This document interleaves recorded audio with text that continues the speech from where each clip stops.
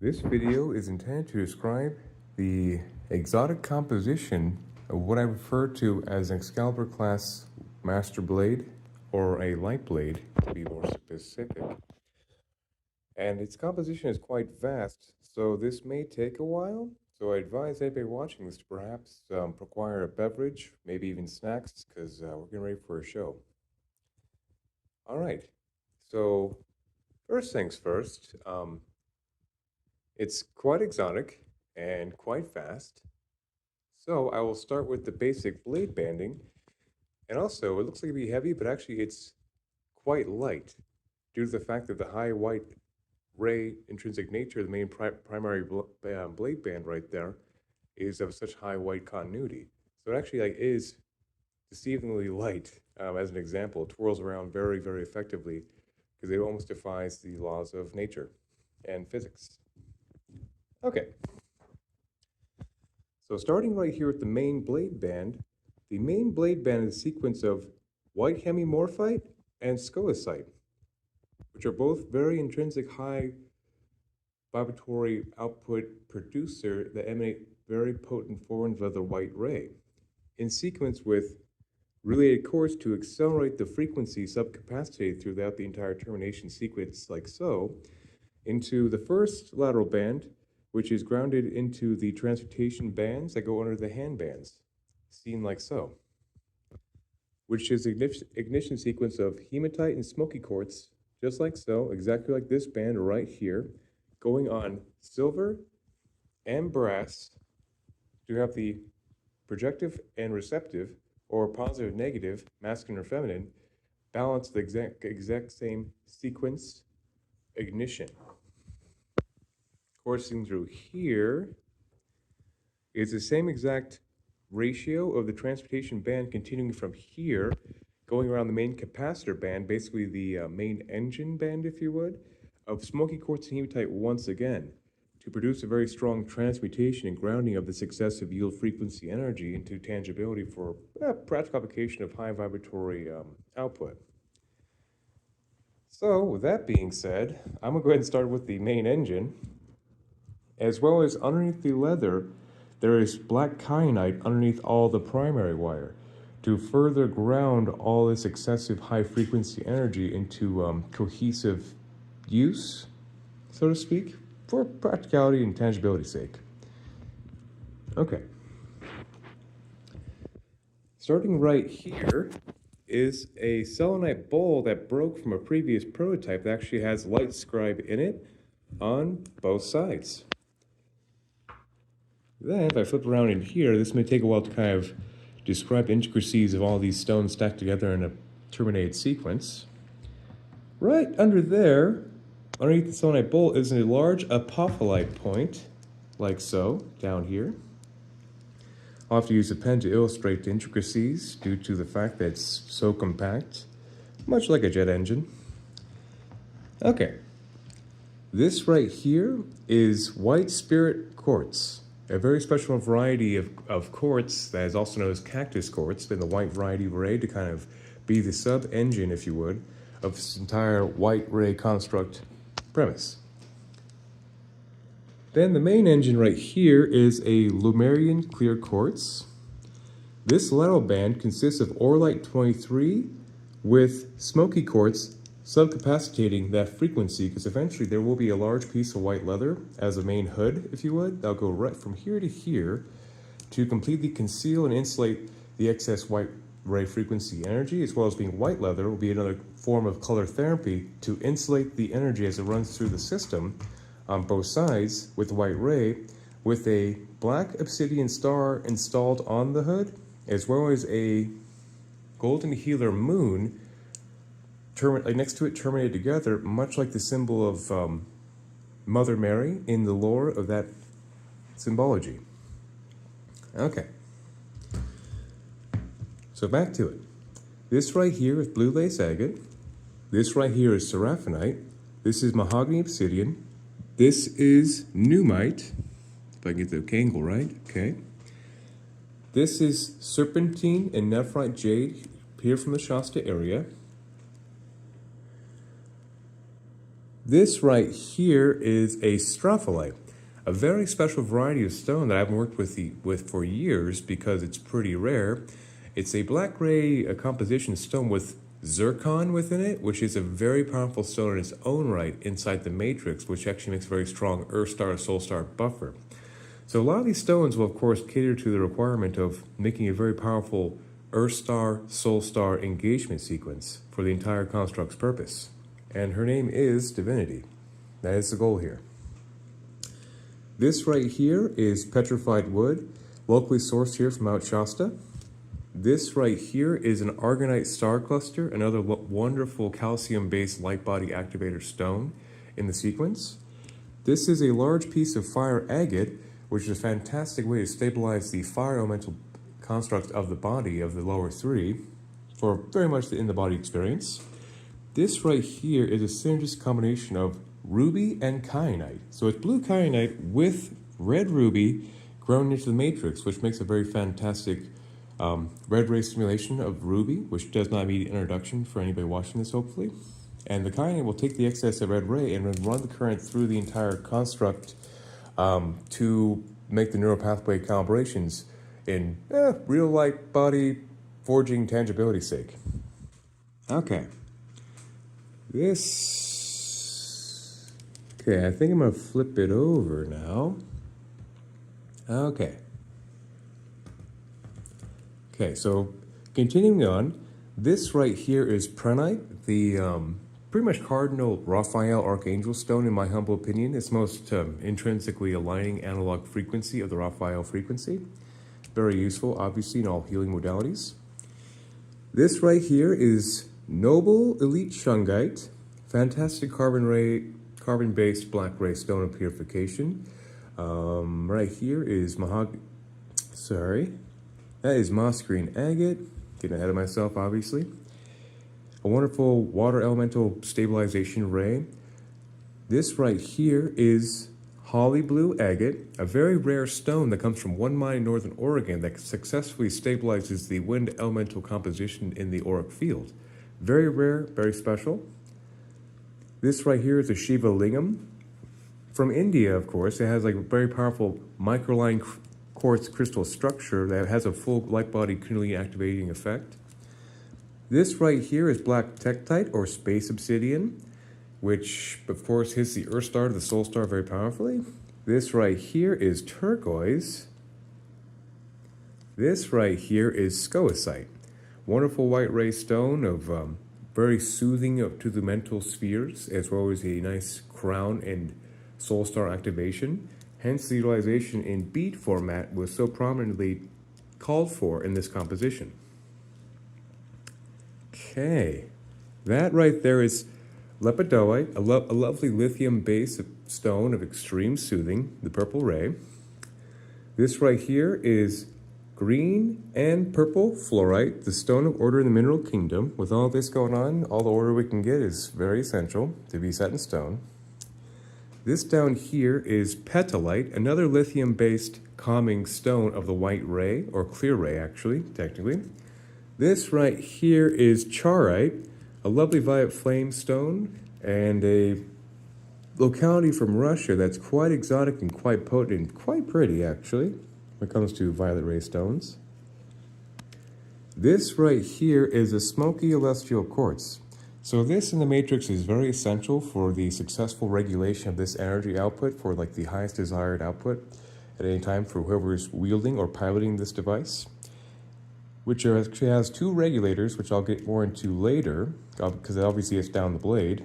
But there's two regulators installed for this purpose to make a perfect regulation of the amount of energy coursing through the device for who is wielding it, so that the exact amount of like frequency for any given situation that's very adaptable will auto-regulate the highest current without causing any kind of undesirable overcharge of the system. Very essential composition. So this down here is, if I can get the camera to see it, that is a synergistic combination of ruby and zoisite. A very lovely heart-mind activator, as well as having ruby in the matrix gives a life force boost, which is very nice. And I think we finally covered the main engine. I believe so. Took one more look real quick. Oh, so down in here, actually, underneath this Lemurian main engine and this section right here between the SCOA site, there's a lovely piece of Tibetan black quartz, a wonderful, once again, Earth Star, Soul Star activation clearing emanation that comes from Tibet. So, intuitive sources claim that since it has a carbon-based inclusion of like a black carbon included into a lovely looking clear quartz that's very nice quality, it's from the locality of Tibet where thousands of years of spiritual mastery and meditation has emanated through the land, so naturally anything that comes from Tibet is pretty spiritual, to put it lightly. And that really finally should be it for the main engine. Okay, moving on. Once again, this is a less feel smoky quartz, which is, of course, like a very important component for this composition to have a perfect regulation of the amount of vibratory output to regulate through the structure the exact amount of energy required for any given moment for the practitioner's use for different cases and different clients. And to further augment that grounding capacity, I've utilized mahogany obsidian, hematite, and tiger's eye to keep the lower three grounded and stabilized from this continuity circuit of a power pack. And the center of this is a very exotic story that just came available very recently during the construction of this Excalibur class blade. This is a variety of gypsum or selenite family that is called intrapolite. The reason it's called intrapolite is because the man who discovered it, who I acquired this from very recently, he named it intrapolite because he is quite the stone enthusiast and crystal person himself. And he goes and actually finds different crystals by using the force, to put it lightly, to make a joking connotation to the whole structure. And he is very, very overwhelmed by the discovery of this amazing stone of white ray power that has like such a divine intrinsic output. I guess I'm still, of course, calibrating and comprehending the intrinsic value this stone has, but I've not wasted any time by implementing it into this structure of the white ray divinity. Quite timely, if I do say so myself.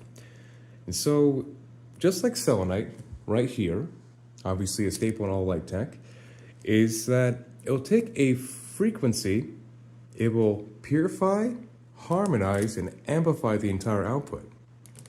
Except this composition has a very powerful celestial ray light frequency of that of the source of creation, just about. Hence, what I digress and circle back to the point of intrapolite is that it has entrapped the light. And that comes somewhere from the obscure southwest. I can't really mention exactly where. And yes. So the man actually has 10 pages of intuitive information where he consulted many seers and clairvoyants on the subject of this origin of this stone. And he's yet to find the documentation because this happened over a decade ago. So that's a further investigation. But very fun fact is that it's applied to this construct. Anyhow. So moving on, this right here is Sedona Red Rock that was harvested from Bell Rock back in 2019 when I was there last. And I will go ahead and start with the lateral bands right here and here, exactly mimicking and matching the frequency, but except on silver and brass for, once again, the projective, receptive, positive, negative, or the yang and the yin of this exact same ignition sequence. So, I'm going to start off with this band right here, which is, I refer to the love band of the fifth element. So this right here is rose quartz, relay quartz. This is kunzite, another lithium-based pink ray stone. And I actually added lepidoite rounds to bring a more of a soothing emanation to the ignition sequence as it runs laterally through the circuitry. So, moving on to the earth band. The earth band consists of ruby, garnet, and red jasper. The fire band consists of carnelian, tiger's eye, and sunstone. The water band consists of emerald, amazonite, blue lace agate. The wind band consists of blue sapphire, lapis lazuli, and amethyst. Thereby, these in sequential ignition provide the diffusing of the 5 elements on the, once again, the receptive and projective aspects of the exact same sequence mirrored. So these don't need much introduction based on that little dissertation. Okay, we will start with the main thumb engagement. So this right here is designed to be a power pack where the thumb actually engages the construct to engage the ignition sequence. Quite exotic. This right here is a Herkimer diamond with white diamonds with faceted quartz terminated around that, grounded into the primary sequence of this power pack that consists of a nice piece of moldavite, all based on top of a large piece of Libyan gold tektite, with a ignition sequence power pack around it of faceted emerald, rutilated quartz, and aquamarine, 2 barrel families to keep the continuity very similar as it runs the circuit of, prominent green ray, then the blue ray, of course, of communication, both in the barrel family. So very, very, very compatible in their frequency ignition. Okay. Then over here is a very special stone called Percelli Bluestone. This is the stone utilized by Merlin the Great Wizard to erect Stonehenge, according to legend. So obviously, I mentioned this a few times in previous videos of descriptions. Apparently this stone was hewn from a quarry 400 miles away from the origin source of where Stonehenge stands to this day. And apparently, according to legend, Merlin the Great Wizard did this with great pains due to his piezoelectric properties of grounding interdimensional energy as a powerful conduit pylon. Hence, all the crop circles and UFO phenomena by Glastonbury Stonehenge is still prevalent to this day. So we got a piece of that magic of that Arthurian lore on this Excalibur class blade, because that'd be kind of not doing it justice, to put it lightly. Okay, so right here, this power pack terminated into the top section of the thumb engagement is more of the white intrapolite that was bestowed upon me through very divine means, with naturalite, another very aggressive white ray stone. Actually, it's scolecite's kind of really intense cousin. The same stone's elemental composition, but just in a different order of manifestation, actually have changed its vibratory output, and the elemental composition is slightly different. So in a different ignition order, makes a different kind of stone. So it's a very intense and rocket ship sensation of the crown, which is nicely soothed out by its soothing cousin, scolecite. Okay, so on that blade face right there is a piece of seraphinite. Then, running around the ignition sequence of this intrapolite power pack is that's actually Sleeping Beauty turquoise. Very, very nice stuff.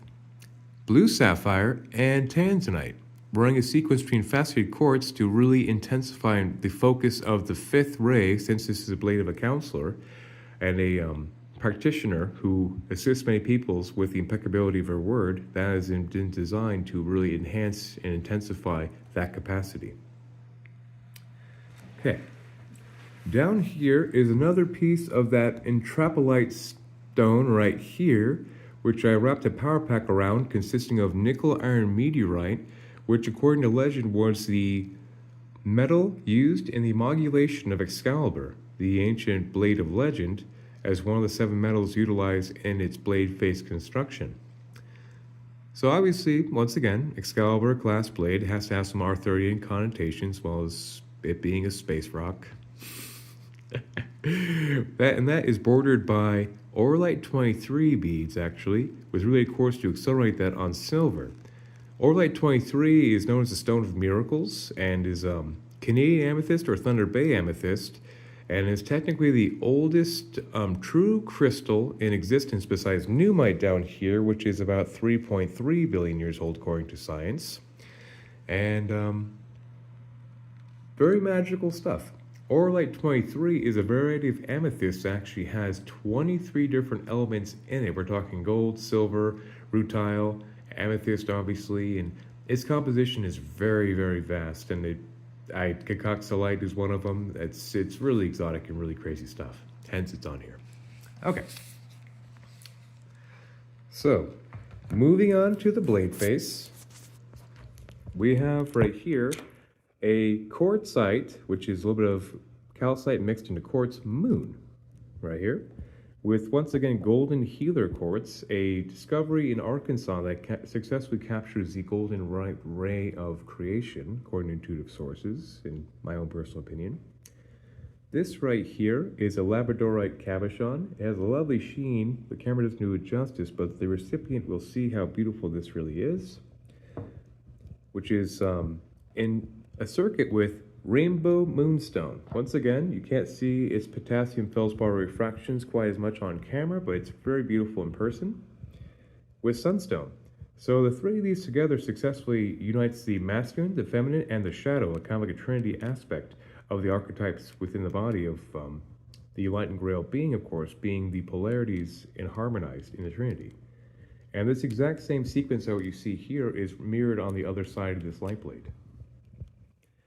This right here is a quartz that's been carved like a moon and also pressure coated with platinum and silver, also known as angel aura quartz, a very fantastic higher dimensional etheric angelic frequency in the shape of a moon. Kind of make a nice moon termination between these guys right here. This right here is what I refer to as a landing pack. So it's the utilization of a circuit utilizing petrified wood in the center with red jasper and black tourmalated quartz. That is black tourmaline in a quartz matrix, so it has the grounding acceleration ability to basically be a subcapacitation for a circuit while providing a clearing and grounding full spectrum storm elemental disposition. So running that circuit right there, and obviously it's towards the tip of the spear, the concept of this landing pack, which is this one is on silver, and the other guy is actually on brass. So they're basically intensifications of the projective and receptive variety of this different sequential order from the both polarities on both sides of the blade for a successful grounding of a landing sequence, which is a very, very designed to be the in-the-body experience premiere. And to soothe out that projection right there is the lovely stone Larimar, which is known as the Stone of Atlantis, which Edgar C. Casey apparently prophesied, and was discovered, I believe, in 1982 in the Dominican Republic. It has a lovely turquoise appearance. It's very soothing for the fifth as well, because once again, this is a blade of a counselor, so impeccability of the word is a highlight of this device, with everything else and the kitchen sink with it, basically. Okay, I will start with the main focalizer points right here. Sorry, the camera keeps getting out of focus, so it's quite distracting. So when you have the energy running through this main blade band, these are focalizer points actually, where they'll take the excess energy and focus the energy downrange for the broadcast continuity to be more directive. This right here is titanium aura quartz, which is a pressure-bonded titanium on a clear quartz, which is a very powerful metal, that much of like a very strengthening to the entire auric field. This right here is once again golden healer quartz, like this right here, to produce a very nice gold-white crystalline vibratory output, which will terminate straight into this Lemurian quartz right here, which will go into this aqua aura quartz. This is a special variety of aqua aura quartz because, get me overclamped. This right here actually is Tibetan black quartz that has been pressure coated with just straight gold. So the same locality where I got this white ray stone of great notoriety I've mentioned in this video is the same source I got from this man, was the pressure bonded version of Tibetan black quartz, which is a very special clearing agent, with gold bonded onto it to give it that lovely blue color, aqua aura quartz. A very similar frequency to aquamarine, that is. Once again, blade of a counselor. Impeccably, the word is very highlighted in this concept. And with a Tibetan black quartz base. It's quite fantastic for the rock nerd like myself. Okay, moving on. Right here, we have the full spectrums of kyanites available to me. This is blue kyanite to make rapid energy transfers, green kyanite, orange kyanite, and black kyanite on both sides. Mounted to selenite, a lovely stone in its own right that's very purifying for the entire auric field, and particularly it could be used as a key to unlock the 6th and 7th in the higher self matrix from grounding successfully into the body and the conscious self, being able to be more in your spiritual body, so to speak, as well as in basic, practical terms of this device. It will take all the energy, it will harmonize it, it will amplify it, and purify it simultaneously. So in almost all light tech I ever work with, some element of selenite is always included. Hence, the boon to the R&D of having this variety of selenite that is very cosmically potent. I've noticed in my brief observations of field testing with it that it will take, just like selenite, it'll take the energy of whatever's terminated to it, it will accelerate it, purify it, and harmonize it as well with its own crazy magic going on that makes it a little more exotic and more potent than just normal selenite. So obviously, being quite the crystal enthusiast, my observations is that this stone has the invocations of what feels like almost every white or clear ray, powerful high vibration stone of great notoriety, such as phenakite, naturalite, scolecite, even selenite, except it's very smooth and calm and stable and doesn't cause over excessive crown activation that's very ungrounding. So that's pretty miraculous in a lot of ways for practical application in everyday 3D life, which is the point of this whole endeavor. Anyhow, I am pretty sure we somehow actually got through the entire composition of this blade. I thought this would take at least 45 minutes. Okay, and the main core is alderwood, which was a wood sacred to the Druids for the protection of their worldly magical goods, as well as a lower astral or demon prevention device used by the Celts and the Druids, magics, like the mage of the Druids. So once again, keeping in line with the Arthurian Excalibur kind of concept theme, alderwood was sacred to the Druids, so it felt very natural. And the subcore right here is actually cedar wood screwed into the primary core. That comes from one of the twin trees I utilize for the purpose of grounding out the excessive light table's output, so it has a more intrinsic connection point to the aura of that cedarwood tree. Okay, well everybody, thank you for enduring this video, and hope you all have a blessed day. That is a comprehensive description of the Master Blade named Divinity. And just before I sign out, make sure I got everything accounted for. And once again, before I go, it is freakishly light. It looks like it'd be very, very heavy, but it really kind of does defy the laws of physics almost. Like all those stones right there look like it'd be heavy by themselves, but on a proper terminated sequence, it is very rather light. All right, well, 1,000 blessings, everybody. Aho, and have a wonderful, blessed day.